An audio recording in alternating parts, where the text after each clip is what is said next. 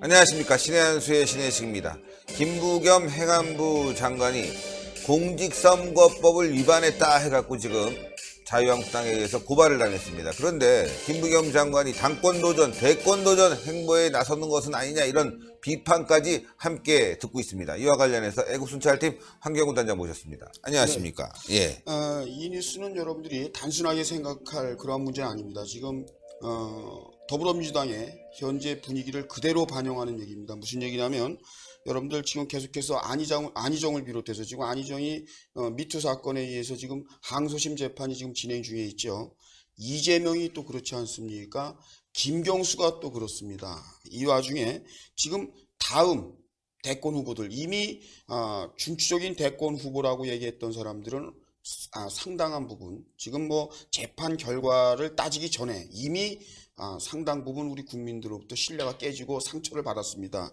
그렇기 때문에 지금 사실상 더불어민주당 그만큼 인적 자원이 많고 대권 후보가 많은 것 같았지만, 지금 뚜껑을 열고 보면 현재 김부겸의 이렇게 뜻하지 않은 그 정치 행보, 이런 얘기가 나오면서 지금 비판받는 이유가 그러한 지금 민주당의 분위기를 반영하는 것이 여실히 드러나는 겁니다. 무슨 얘기냐면은, 지금 김부겸 행정안전부 장관, 그 대구 지역구의 국회의원 출신의 김부겸, 이 김부겸 장관이 사실상의 뭐 차기 대권 후보로 얘기가 거론이 은근슬쩍 박원순과 함께 지금 나오는 와중에 한국당에서 지난 15일 날입니다. 공무원 등의 선거 관여 금지라는 그 조항이 있습니다. 선거법에. 그리고 선거법 86조 공무원 등의 선거에 영향을 미치는 행위 금지, 이것을 위반했다는 이유로 중앙선관위와 울산선관위에 자유한국당에서 고발을 하게 된 것입니다. 내용을 좀 구체적으로 열어보면 이렇습니다. 김부겸 행안부 장관은요, 자기 소관이 아닌, 그러니까 행정안전부의 소관이 아닌 국토교통부 소관의 행복주택사업 설명회에 참석을 했다. 여기서부터 이제 의혹 제기가 됩니다. 그리고 여기에 참석한 인원들, 그러니까 주민자치위원장과 통장들이 여기에 함께 했다는데요. 여러분들, 주민자치위원장과 통장, 이런 얘기들은요, 과거 그 옛날 선거 분위기에서 나오는 얘기일 거예요. 그렇죠. 뭐 고무신 나눠주고 뭐 맞습니다. 그럴 때 얘기예요. 맞습니다. 지금 누가 뭐 그런 거 빨래 비누 주고 뭐 이렇게 여러분들 그 옛날 우리 기성세대들은 얼뜻 생각이 날 거예요. 그런데 그러한 모습이 지금 울산에서 있었다는 겁니다. 주민자치위원장 그리고 통장 등 인원이, 그것도 행정기관이 나서서 사람을 동원한 것 같다, 이런 의혹이 나오면서 지금 이거 정말 좀 전에 신 대표 얘기대로 과거에나 있을 법한 이러한 선거 풍토가 지금 울산에서 있었다, 그래서 이것을 한국당에서 문제 제기를 한 겁니다. 그도 그럴 만한 것이 김부겸 행정안전부 장관이 지금 이런데 그 행복주택 사업 설명회에 가 있을 만한 그러한 충분한 이유가 없어요. 명분도 없고. 왜 그러냐면 지금 행안부는요, 발등에 불이 떨어지게 너무도 많습니다. 지금 여러분들 공권력이 실종됐다. 무슨 얘기냐면 경찰 조직이 와해됐다. 민노총에 의해서 경찰이 재구시를 못하고 있지 않습니까? 이 부분에 대해서도 지금 김부겸 장관은 국회로부터 엄중하게 질타를 받고 있는 와중이고요. 또 이게 그만큼 인명을 지킬 수 있는데도 불구하고 인재로 인해서 그 안전사고로가 말이죠, 계속해서 연일 터지고 있지 않습니까? KT 화재도 그렇고, 그렇죠. 뭐 여러분들 온수관 파열 사고도 그렇고, 더 나가서 말이죠, 얼마 전에 있었던 11일 날이죠, 24세의 젊은 비정규직 직원이 말이죠, 계약직 직원이 지금 태안 그 화력발전소에서 숨지는 일까지 있어서, 이러한 문제들이 지금 사실상은 행안부 장관으로서 더 신중하고, 그리고 행안부 장관이 집중적으로 검토해야 될 부분이 있는데도 불구하고 지금 국토교통부 소관의 행복주택 사업 설명회에 행안부 장관이 가 있다. 이게 평시에도 좀 어울리지 않을 법한데, 그렇죠. 지금 이렇게 위중한 그 국내 질서 속에서 그 중시적인 일을 해야 되는 그 행안부 장관이 타 부서에 연관되어 있는 이런 사업 설명서에, 그것도 주민동원되어 있는 이런 곳에서 하는 것은 또 하나의 한국당에서는 대권 또는 당권 등등의 이유로 이것이 사전 포석 아니냐, 정치 행위를 하는 거 아니냐. 그래서 여러분들에게 분명히 말씀드리는 건, 선거법에는요, 정치인, 공무직에 있는 정치인들, 공무원은 말이죠, 정치 행위를 해서는 안 됩니다. 그러니까요. 그 자체가 선거법 위반이 되는 것입니다. 이거 뭐 잘하면은 김부겸도 날아가겠네. 다른 건 다 민주당에서 자기끼리 싸우다 날아갔는데 이번에는 자유한국당이 공격을 해서 날아갈 판이네요. 네, 그렇습니다. 지금 여러분들 이렇게 질문을 많이 하셔요.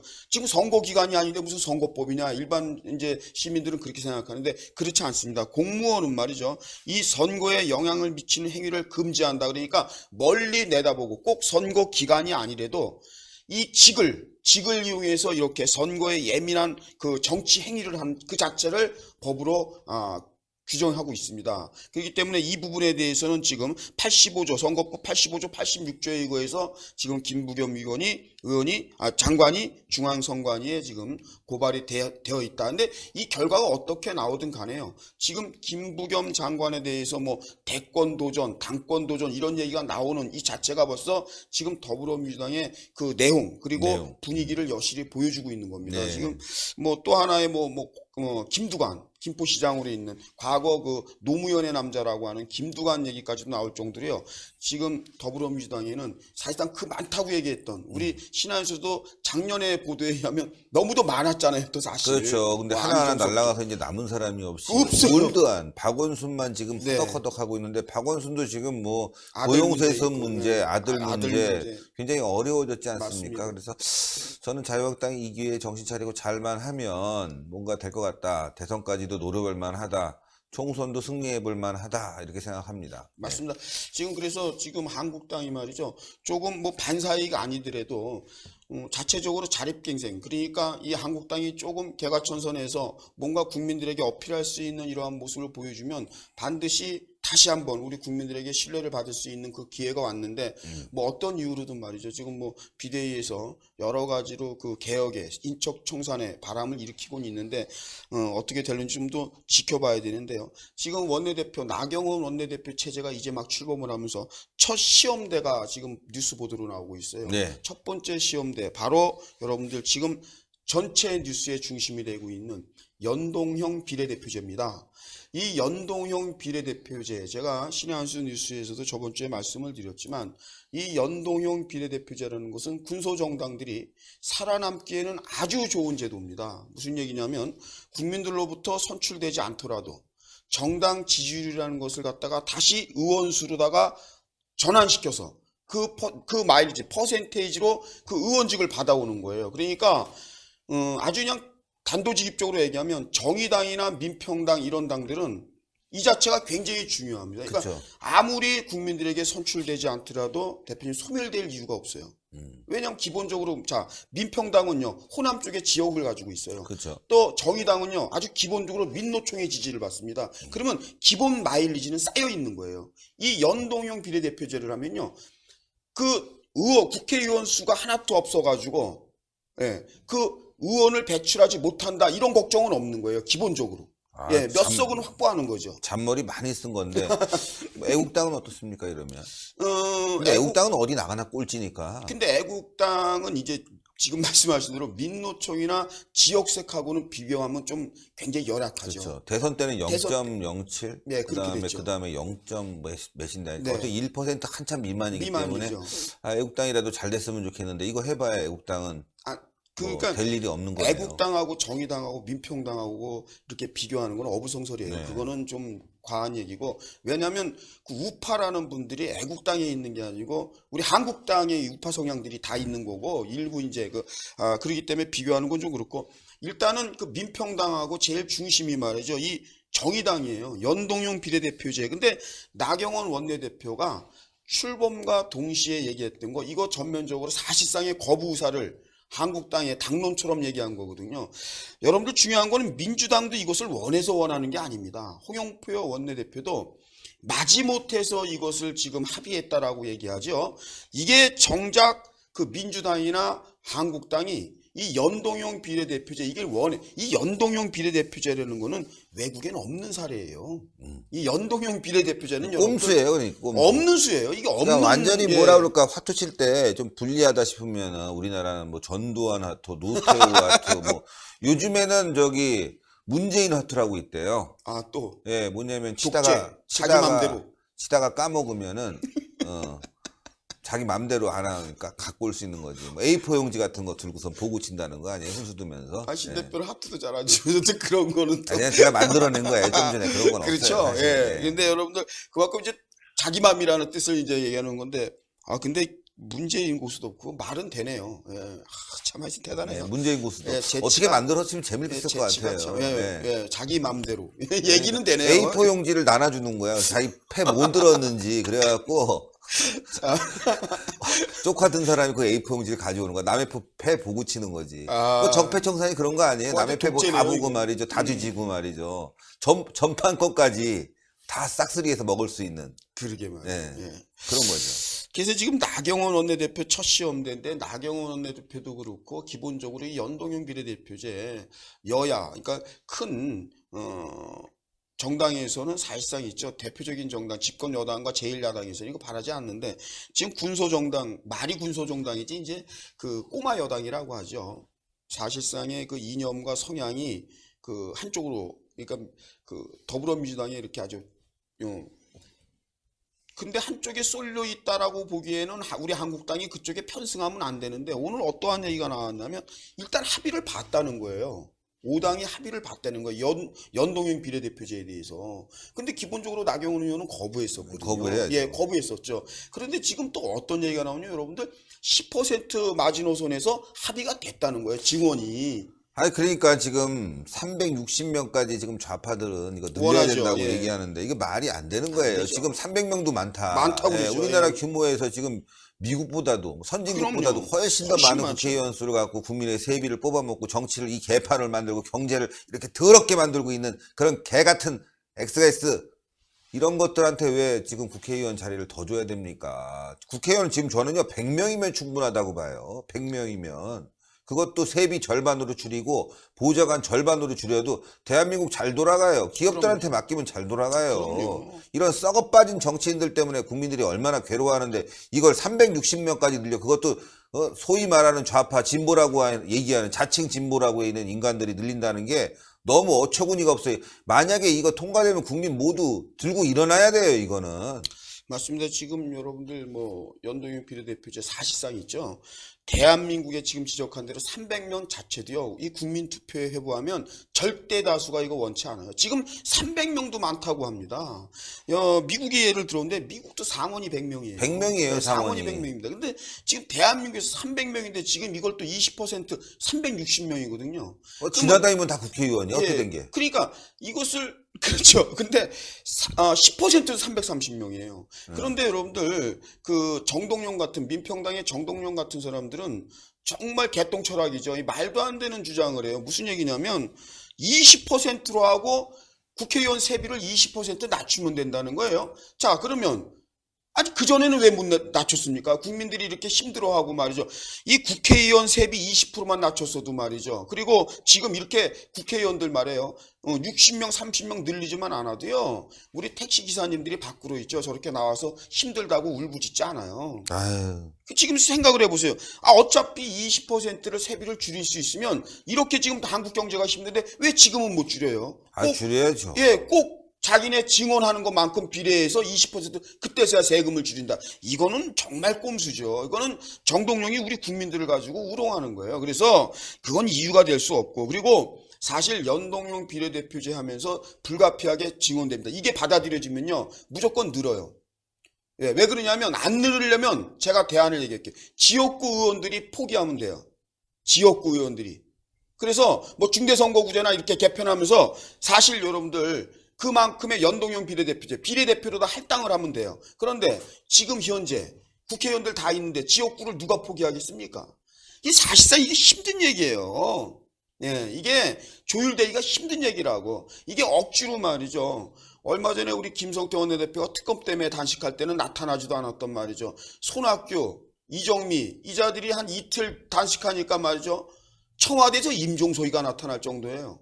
예? 이 꼬마 정당들은 자기네 그 꼬마 여당이니까 그런가 지네 그 밥에 그 나물이니까 가서 예? 달래는 거 아니겠습니까? 그런데 중요한 게 이 사람들의 요구를 너무도 쉽게 지금 받아들여주고 한국당에서는 더더군다나 여러분들 뭐 여기서 밀어붙인다고 심지어 뭐 민주당이 자기 그 꼬마 여당들을 달랜답시고 뭐 홍영표가 몰래 가서 말이죠 한국당을 제껴놓고 우리끼리 해서라도 이거 할 테니까 단식을 풀십시오라고 하는데 그거 말도 안 되는 소리입니다. 아직까지 103명 기소 붙은 국회의원들 빼고도 한국당에는 103명의 국회의원들이 있어요. 이분들이 허수아비가 아닙니다. 그리고 이 연동형 비례대표자라는 그 자체로 인해서 국회의원 수가 늘어나는 건요. 우리 국민 정서에는 무조건 부합되는, 우리 국민 정서에서는 그건 전혀 반하는, 예, 국회의원들이 어떤 이유로 명분을 어떤 식으로 가져가더라도 국회의원 수가 늘어나는 거 바라는 국민은 없다는 사실입니다. 그렇기 때문에 손학규, 손학세 단식 중이라는데 안 죽어요. 네. 이제 죽으면 제가 이런 말 하면 안 되는구나. 어쨌거나 안 죽어요. 예, 네. 뭐 아니 안 죽어. 그냥 건강해질 뿐이에요. 단지. 뭐. 단지 안 죽는다. 단지 비계살을 빼면서 건강해질 뿐이다. 예? 웨일빙 단식이라고 하잖아요. 웨일빙 단식. 이렇게 말씀드리죠. 뭐. 단식해서 죽은 사람 없죠. 없어요. 정치인 단식해서 죽은 사람 있나요? 없어요. 우리 헌정사상 없잖아요. 없어요. 예, 그렇게 여러분들 그렇게 참고하시면 되겠고요. 있으면 제가 걱정하는데 걱정을 안 해요. 하여튼 여러분들 그 한국당에서 또 한 번의 그 나경원 원내대표의 그 첫 시험대다. 뭐냐면 어떻게 보면 말이죠. 이 언젠가 신 대표도 그런 얘기를 했지만 이 김성태가 말이죠. 어떠한 뭐 죄가 있고 잘못이 있고 자잘못은 세세히 우리가 논할 수 있지만 그때 어떻게 또 투쟁에서 하는 거는요. 곧잘해요. 이 김성태가. 네, 예. 곧잘했는데 막판에 개판 예산안 그러니까. 때문에 예산안 때문에 정말 배신자들 피는 못 속이다가 예, 막판에 네. 떡수를 놓고 왔어요. 그런데 떡수가 아니라 완전 국민을 배신한 거 아니에요. 그러니까 정우택이- 탄핵 때는 뭐 그렇죠. 정권을 배신하더니만 막판에는 국민을 배신하고 정우택이나 자기 지역에다가 복지겠지. 돈 가져가고 말이에요. 예, 예산안 그 작년도 올해뿐이 아니라 작년도에 또 정우택도 그랬잖아요. 그러니까 예. 작년도 정우택 그다음에 올해 김성태 김성태, 예. 둘 다 이거 예. 출당시켰어야 돼요. 맞아요. 아쉬워요. 예. 정말. 그 부분에 대해서 오늘도 우리가 집회를 통해서 이제 규탄하고 왔고 지금 신 대표가 말하는 두 인물이 우리 시민들이 이렇게 마이크를 줬는데 그 이름이 다 나왔어요. 오늘 근데 여기서 지금 얘기하는 겁니다.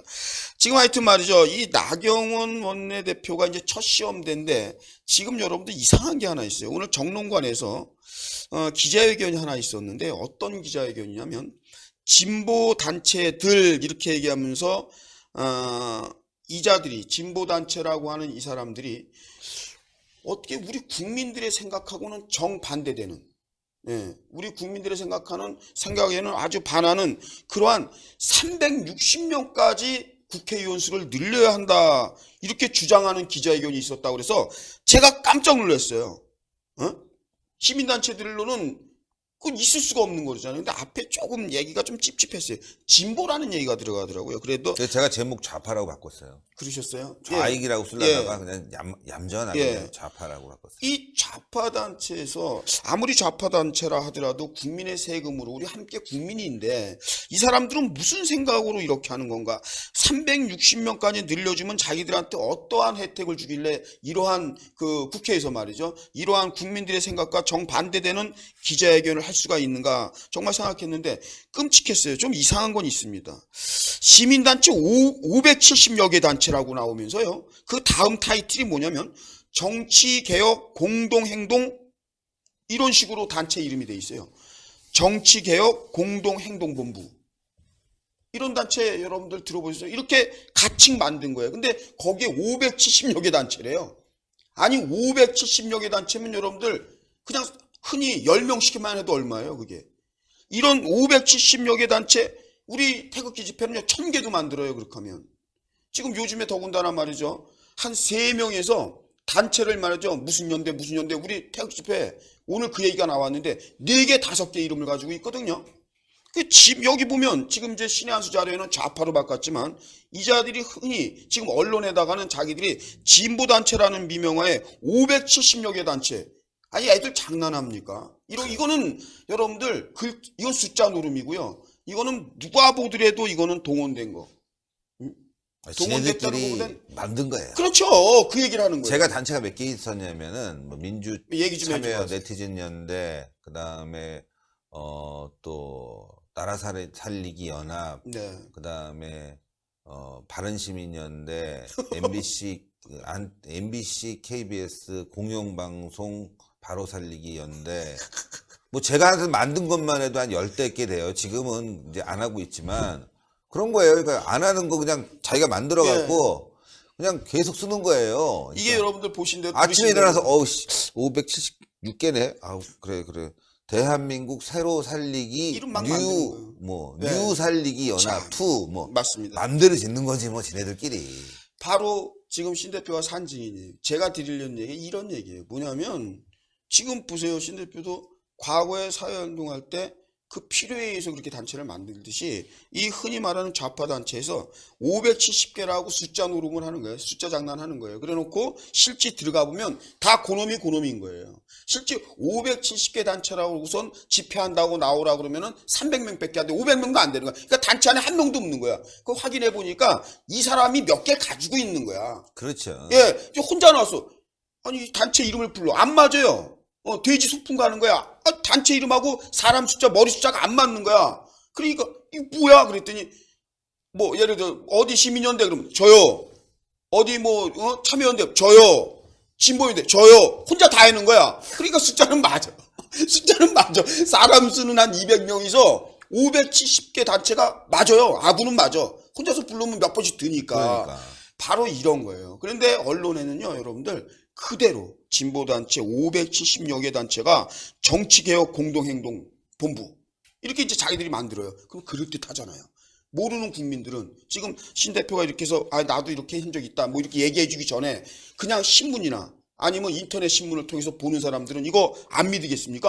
야, 이렇게 많은 국민들이 360명으로 늘리는 걸 찬성하는구나. 이게 바로 언론 플레이고 호도예요.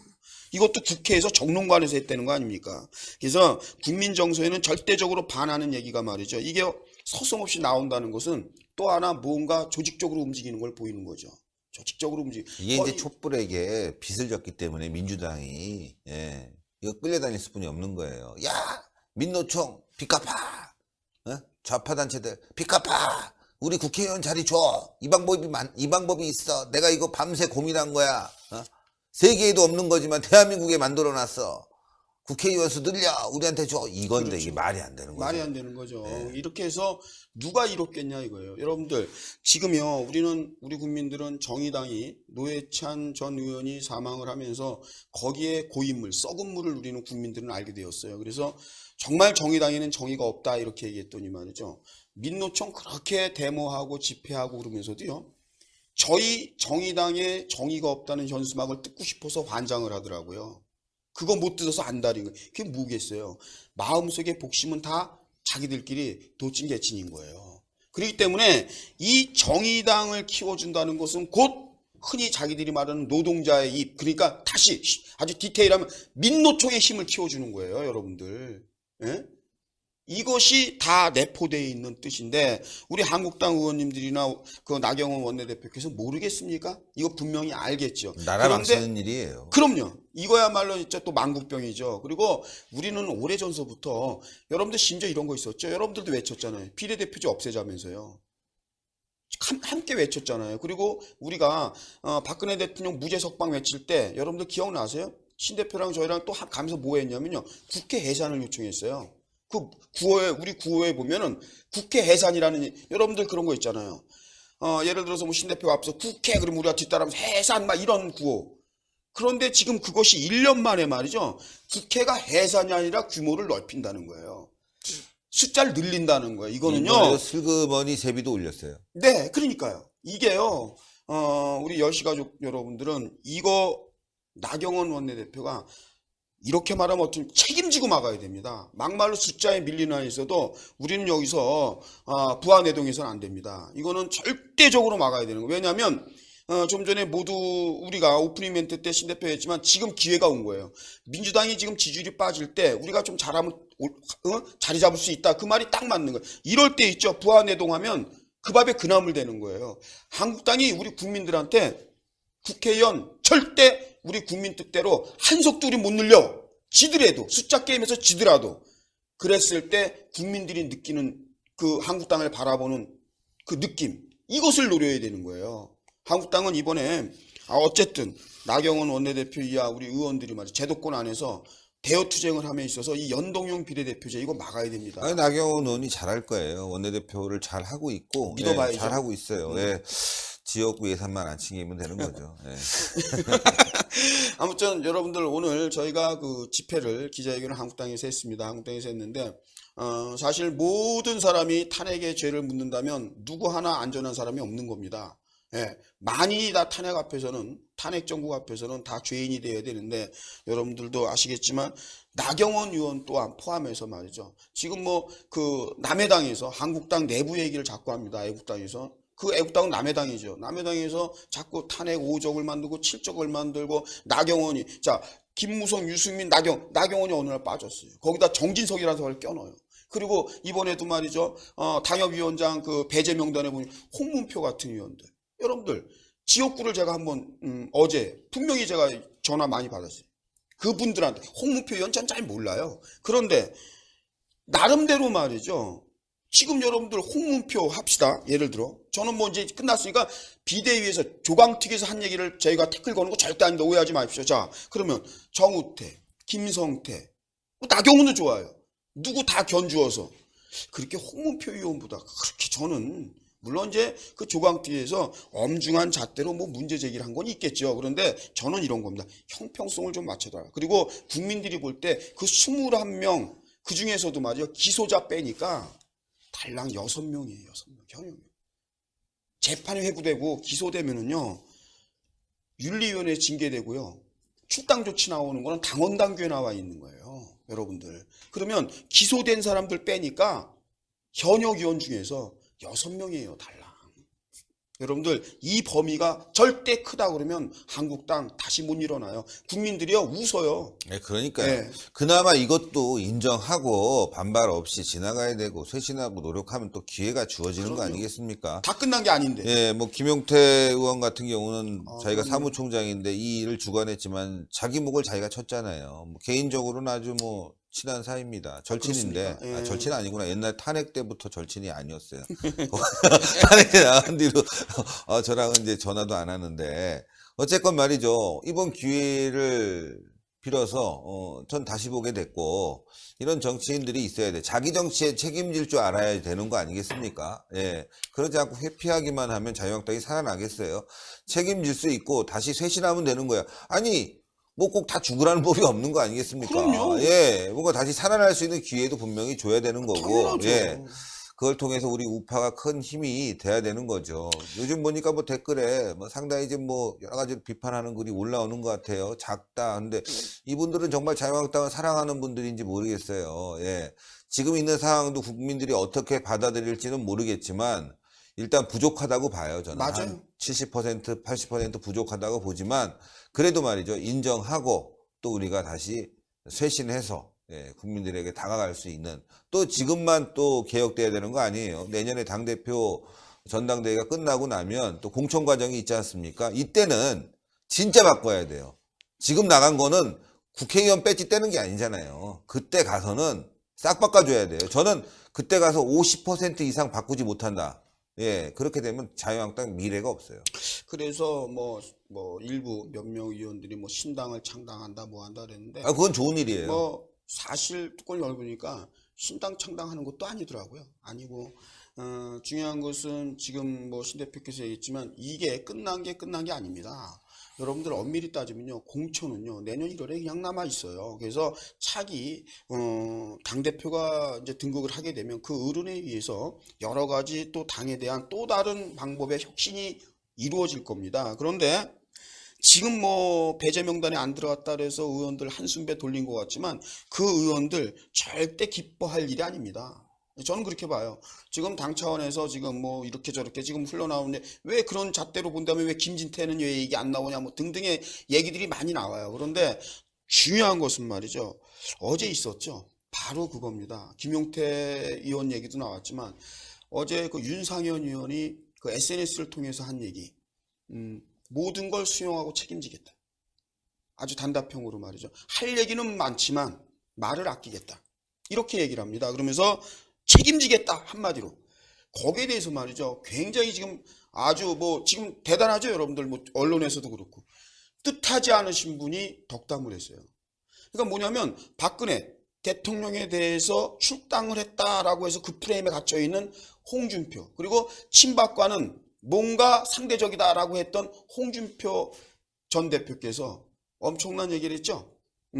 구구절절 변명하지 않고 책임지겠다고 했던 그 윤상현 의원에 대해서 참 좋다. 너무도 좋다.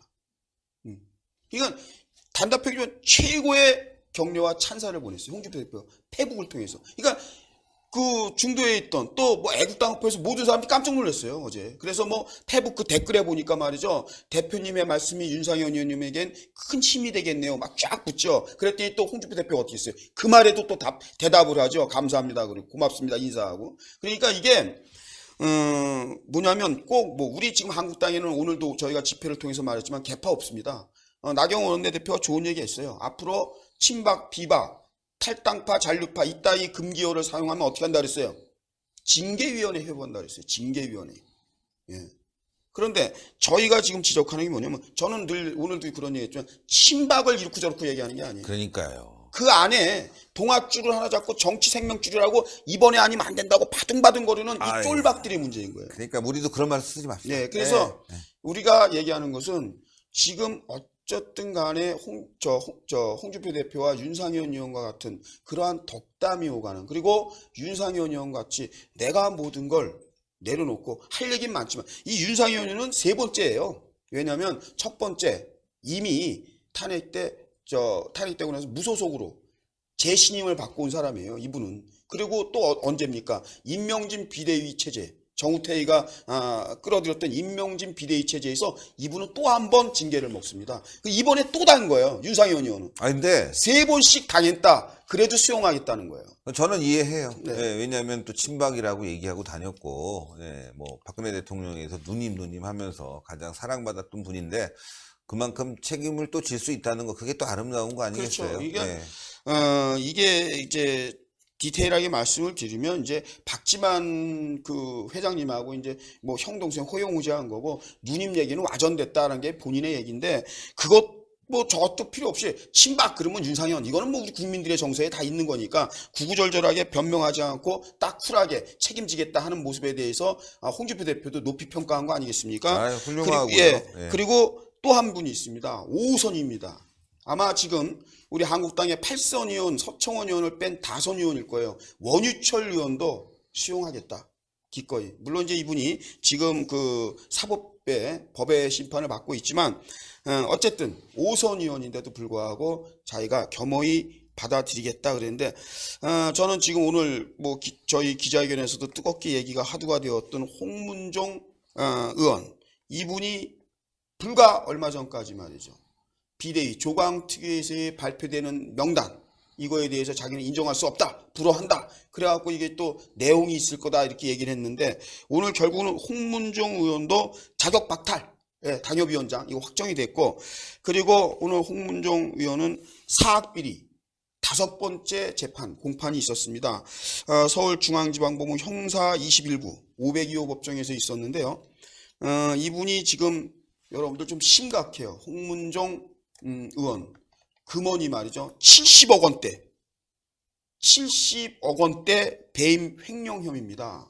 경민학원 관련해서 이분이 지금 재판을 받고 있는데요.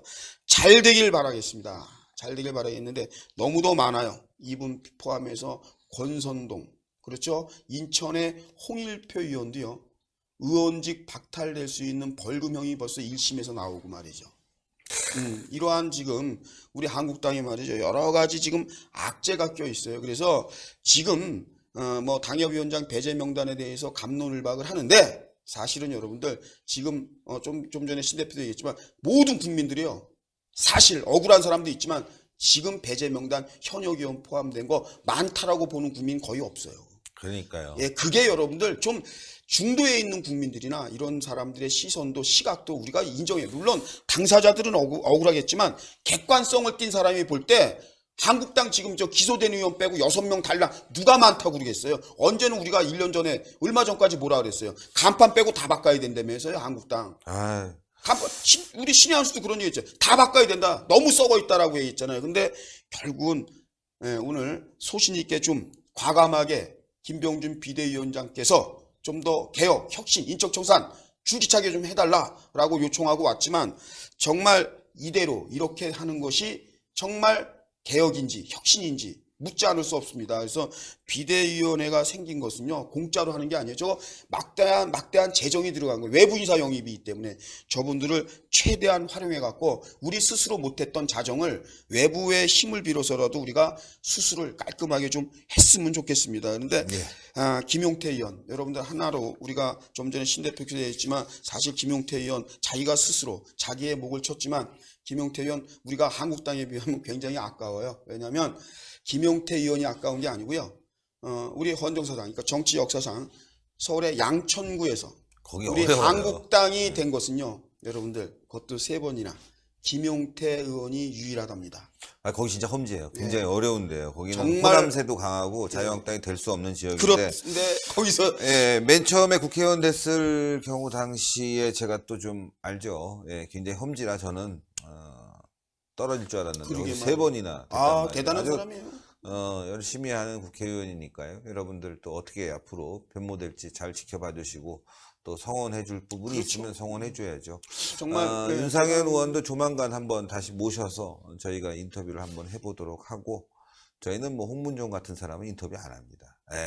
인터뷰 해달라고 막 저한테 부탁하고 사정하고 해도 안 합니다. No. 왜? 저는 들을 얘기가 없어요. 홍문종 씨가 이 자리에 와서 인터뷰를 하면 저는 바로 신의 한수의 의자를 바꿔달라고 그럴 겁니다. 저는 서서 10시 방송 한 번 했지, 앉은 자리에 또 앉아서는 안 합니다. 그렇습니다. 다음 뉴스입니다. 여러분들, 그 남북 철도 문제죠. 이것이 굉장히 심각한데 남북 그 철도 조사단이 귀환을 했다. 철도 공동조사를 이제 마쳤다. 이런 얘기입니다. 열흘 일정으로 공동조사를 했다는 거예요. 경의성 등. 그런데 이제 결국엔 26일 날 착공식을 한답니다. 착공식을 하는데 경의선 개성에서 이제 신의주 약 400km 구간을 먼저 이제 조사를 했다.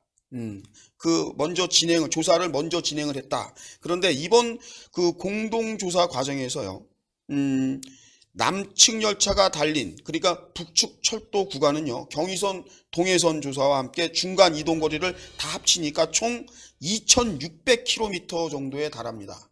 2,600km.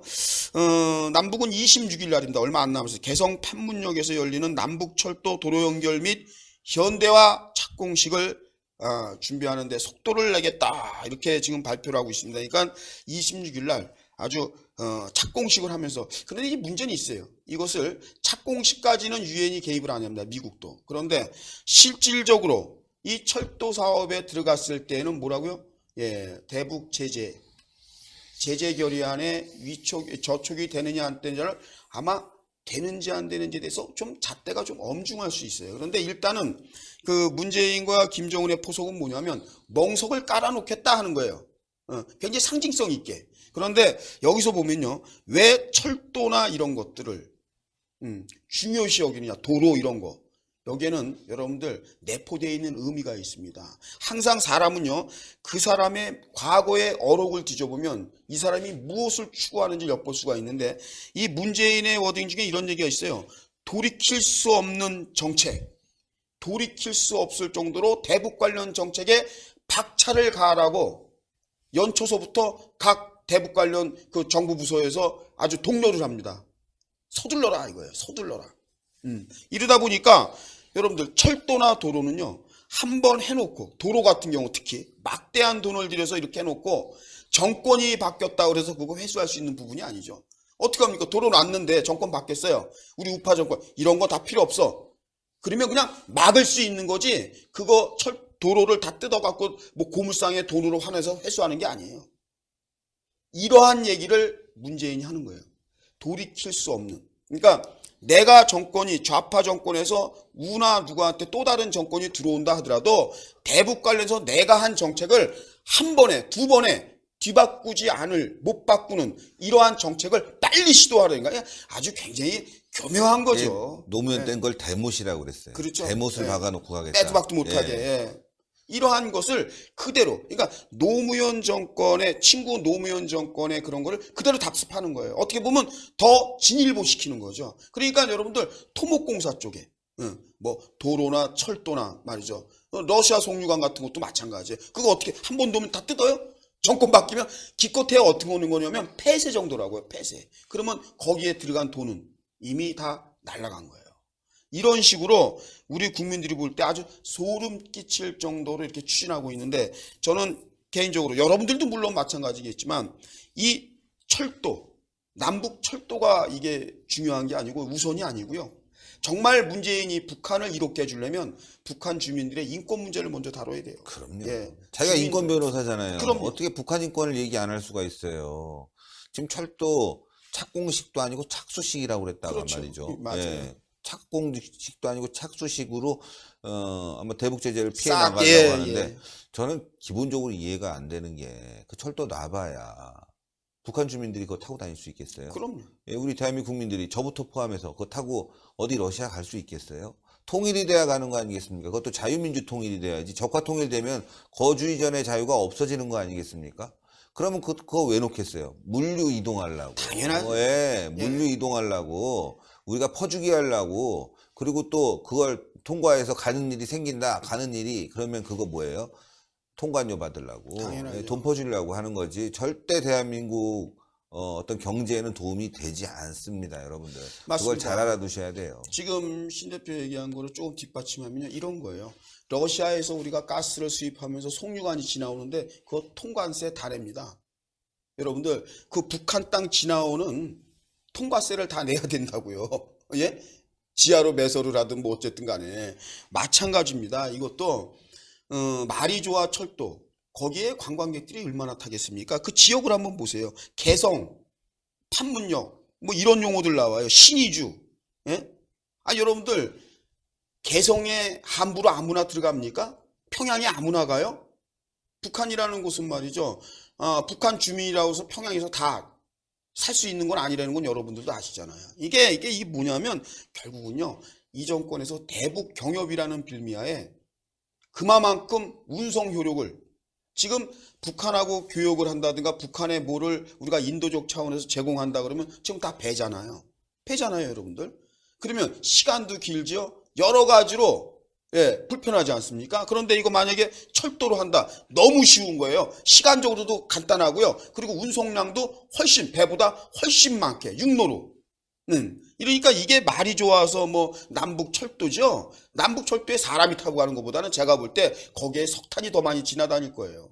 그러니까 이것은 분명히 우리가 아마 이 부분이 착공 착수 이렇게 꼼수를 부리면서 문재인과 김정은 문재인이 이렇게 하지만 이미 유엔이나 미국에서는 그걸 내다보고 있고 미국에서도 이 부분에 대해서는 분명히 했습니다. 뭐냐면 실제 이것이 도로라든가 철도가 개설될 때 들어갈 때에는 또다시 유엔이나 미국의 대북 제재의 결의안을 살펴볼 필요가 있다. 그러니까 면밀히 검토한다고 분명히 얘기를 했거든요. 그래서 이것이 좀 이런 거 있죠. 우리 국민들이나 전 세계에 자꾸 각인시키려고 우리는 누가 간섭해도 우리는 남북철도 놓을 거야 이런 것을 뭐 시위하듯이 이렇게 보여주는데 그렇게 만만하게 쉽게 될 문제는 아니고 우선 우리 국내에 있는 국민들 자체도 이 남북철도 여기에 대해서 우리 국민들이 다 인정하는 건 아니기 때문에요. 문재인 정권이 아무리 강행을 한다 하더라도 넘어야 할 산은 또 많다 이렇게 봐야 되고 지금 분명한 것은 어떻게든 빨리 서둘고 있다. 어떻게 대북 관련해서는 이런 얘기를 드립니다. 그 이와 비슷한 예가 마지막 뉴스로 이런 게 있어요. 지금 북한 측의 이제 그 GP 서로가 이제 공동으로 우리가 DMZ 내에 있는 GP 이제 초소를 서로 상호 완전 파괴한다. 그 기능을. 그래서 우리가 이제 우리 감시단들이죠. 우리 검열단이랄까 북한을 했는데 다 확인을 했다는 거예요. 사실상 뭐 지하시설 출입구라든가 이제 여러분들 그 초소니까 방카니까 그러니까 총안구 등 다 매몰됐다. 총안구 이제 여러분들 총이나 이렇게 대포 같은 거 이렇게 보면 그 구멍이 있지 않습니까? 그걸 총안구라고 그래요. 근데 그것까지도 다 매몰시켰다. 흙으로 덮었기 때문에 이제 그 기능이 상실했다. 이건 더 쓸 수 없다. 이렇게 얘기하는데 여러분들 얼마 전에 핵시설을 지금 풍계리 시설이나 이런 것을 북한이 우리 기자들 한 500m 후방에다 놓고서는 터뜨렸지 않습니까? 그런데 어느 전문가도 검열을 한 사람이 없어요. 그래서 정말 그 갱내 안에까지 완전히 못 쓸 정도로 됐느냐 아니면 겉에만 됐느냐라는 거에 대해서 확증이 없었잖아요. 네. 마찬가지로 이 GP도 말이죠. 지금 그렇게 우리 남측 뭐 감시단들이 가서 감시해 보니까 그 기능을 마비됐다 그러는데 중요한 거는요. 5군데는 남아 있다는 거예요. 지피가 북한은 남아 예, 있고. 우리는 달랑 두 곳. 그것도 뭐 역사적 가치가 있어서 남긴 거래요. 그런데 북한하고 우리하고 다른 점은요. 북한은 매몰 형식이에요. 이렇게 흙으로 덮었다든가 뭐 이런 거고요. 대한민국 거는 완전 다 때려 부신 겁니다. 아예 폭탄, 예, 다이너마이트나 이런 거로 해서 완전히 파쇄해버린 거예요. 우리는 이제 방어고 북한은 남침, 기습 공격 아니겠습니까? 그렇죠. GP가 별로 필요 없어요. 예, 그런데 북한이 노리는 게 뭐냐? 남침할 때 지뢰. 그걸 제거해버린 거 아니겠습니까? 그러니까 우리는 눈과 귀를 다 막아버리고 있다는 거. 그게 분명한 거죠. 그러니까 한마디로 문재인 정권은 이런 점을 본다면 반역 정권이에요. 예. 맞습니다. 도저히 국민을 생각하는 건지 저자들의 적화에 대한 부분을 인식하고 있는 건지 그냥 선의만 보고 그대로 다 때려 부셨는데 문재인 정권 이제 퇴임하면 문재인에게 제가 좀 제안을 하고 싶어요. 어떤지. 예, 국민들이 당신 집 안 들어갈 거니까 담장 다 때려 부셔라. 그 도둑놈이 안 들어간다고 보장할 수 있을까요? 그렇죠. 예, 기분 나쁜 사람이 문재인 입장에서 뭔가 해보지 불안해서 안 한다고 그 생각할 수 있을까요? 그렇죠. 불안해서 아마 자기가 담장 칠 거요. 아니, 그 당연하죠. 그리고 경호받으려고 경찰들 서 있을 텐데 아니 왜 국민들이 뭐 굳이 처벌받을 걸 두려워해서 처벌받는데 그것 때문에 들어가겠어요? 맞습니다. 국민들이 다 살아간다며? 호남에서는 90%가 살아간다며? 예, 호남 쪽에다가 저기 퇴임 후에 집 짓고 살아보라고 그러세요. 그러면 담장 다 때려부시고 문짝도 없고. 여러분들 그냥 참고 삼아 제가 말도 안 말씀드릴게요. 되는 이거는 팩트니까. 지금 문재인의 지지율이 하락하죠. 그런데 어느 연령대가 최저치를 기록하는지 여러분들 깜짝 뉴스를 한번 말씀드릴까요? 여러분들 안 믿으실걸요? 문재인의 그 지지율 중에서 급작스럽게 급락한 지지율 중이요. 20대입니다. 20대인데도요. 또 누구냐? 남자입니다. 20대 남자. 여러분들 이제 느낌 오시겠습니까? 이 정권이요. 그러니까 김부겸의 행동, 정치 행보한다. 장관이 지금 위급할 때 선거법 위반이다. 이렇게 나오는 것이 여러분들 그대로 지금 더불어민주당 집권 여당의 모습을 그대로 드러내고 있는 거예요. 지금 여러분들 좀 전에 신 대표 이런 얘기했죠. 철도 그거 결론은 거기에 사람이 타고 다니는 것보다는 어떠한 운송 역할일 것이다. 인력이 아닌 물자, 대북 관련. 지금 우리 국민들 다 그렇게 예측하고 예견되지 않습니까? 마찬가지예요, 여러분들. 자, 우리는 두 곳이요. GP, 우리 초소에 DMZ 안에 있는 최전방 GP, 초소가 다 부셨어요. 그런데 두 군데를 역사적 가치가 있다고 해서 남겼습니다. 이미 뭐 다 앙상하게만 남긴 거예요, 흔적만. 자, 북한은요, 5곳을 남겼어요. 그런데 우리 언론이 뭐라고 얘기했냐면요. 그 5곳이 사실상 쓸모가 없다. 왜?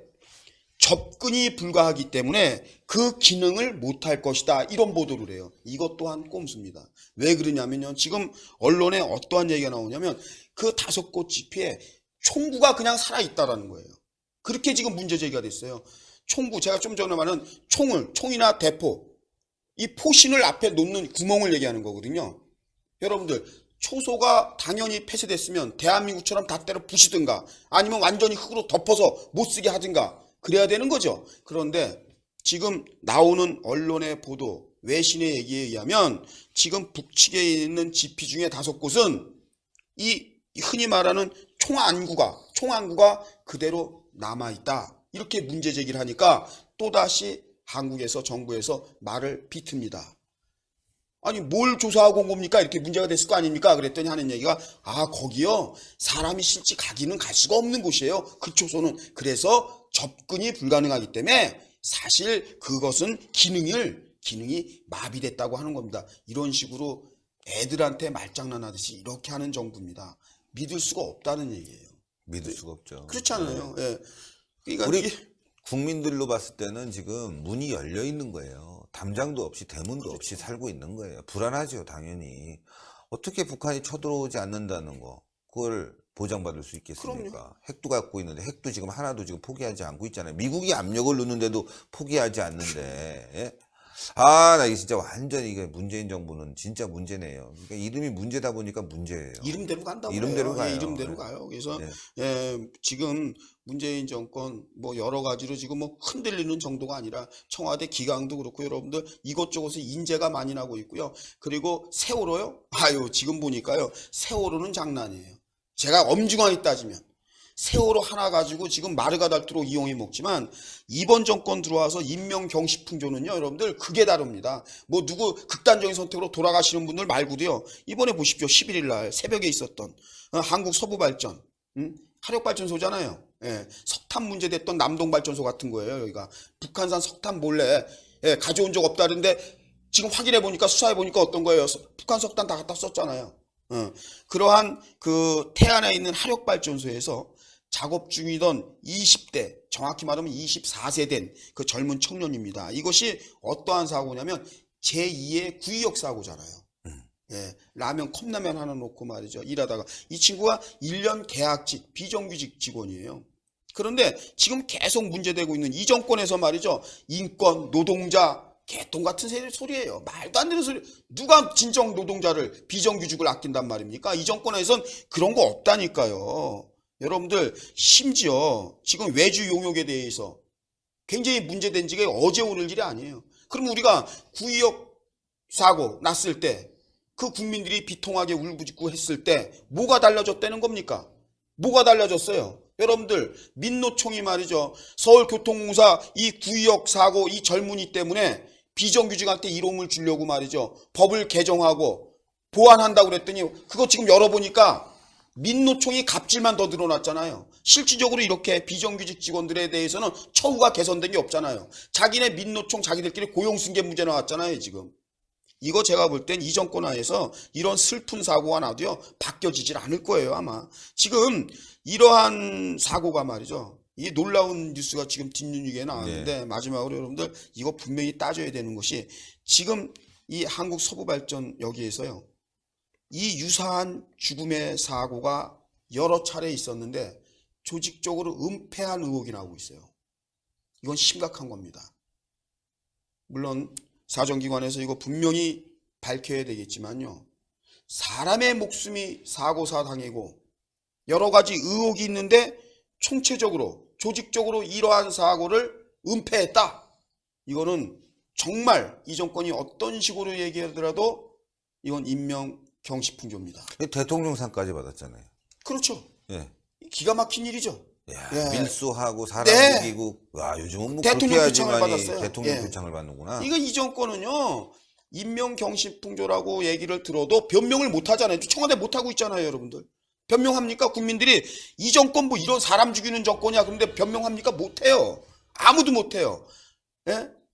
김부겸 우리 국민의 안전과 질서와 이 생명을 지켜야 되는 행정안전부, 안전행정부 장관이 정치 행위나 하러 다니고 말이죠. 지방으로. 뭐 나라가 어떻게 되려는지 몰라. 지금 여러분들 24세 된 이 청년이 11일 날 새벽에 죽었는데 최초 발견이 6시간 지나서 발견됐어요. 여러분들 아시겠어요? 그러니까 사람의 목숨이 말이죠. 정말 무슨 파리 목숨만도 못하는 이 좌파 정권 분명히 우리 국민들이 차기 정권, 차차기 정권에서요. 이거야말로 좀 적폐에 대해서 대규모로 좀 수사 좀 해야 돼요. 아유, 네, 정말. 차기 정권이래야 돼요. 네, 이건 차차기까지 네, 갈 수가 없어. 그러니까, 그럼 국민 다 죽어요. 아니 그 얘기가 아니라 차기 정권 5년 안에 다 해결할 수 없으면 그 다음 정권이라도 왜 사건이 너무도 많잖아요. 그러니까. 네, 이거 여러분들 지금 우리가 보통 이 정권, 이 좌파 정권 5년을 뒤집어 놓은 이 세상을 바로잡으려고 그러면요. 전문가들 얘기가 10년, 15년. 그러니까 우파가 2번, 3번을 할 정도로 지금 심각하대요. 왜냐하면 되돌릴 수 없을 정도로 각 곳에 교육은 교육대로 여러 분야를 이 좌파들이 아주 이념적으로 확 뒤집어 놨기 때문에 이거 바로잡으려면 이들이 소요한 시간의 2배, 그 이상을 할애해야 된다는 겁니다. 큰일 났습니다. 대한민국이 무너지고 있습니다. 이렇게 얘기하는데도 불구하고 말이죠. 예, 정신 못 차린 아직 관심 없는 국민들이 분명히 있을 거라고 봅니다. 예, 신의 한 수를 보시면 분명히 바뀔 거라고 생각하고요. 여러분들 신의 한 수가 오늘부로 42만입니다. 여러분들이 만약에 주변에 한 명만 더 보라고 추천해주면 바로 80만 되는 겁니다. 그러니까 여러분들 신의 한 수를 많이 봐주시고요. 더불어서 환경부의 시사창고.